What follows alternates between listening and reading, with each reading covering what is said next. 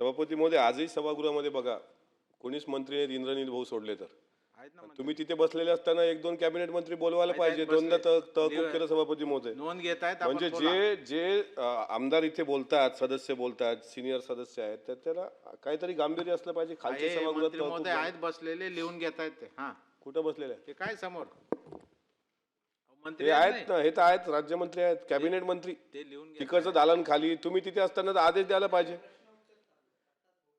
अहो, बोला, खाली बोला. पण नव्हते. खरंच ना, आपल्या सभागृहाचं गांभीर्य नाहीच आहे का? मी सभापती मध्ये पहिलं सांगा किती वेळ आहे मला? 5 मिनिटं, 10 मिनिटं, 45 ला आपल्याला संपायचं. 45 किती मिनिट आहे सांगा ना? 9 मिनिट. हो या. तुम्ही बेल बेल नका मारू फक्त.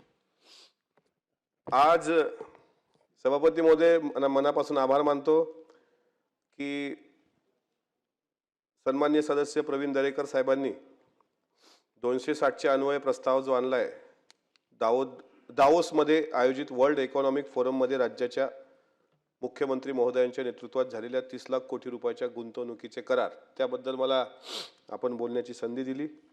खरं तर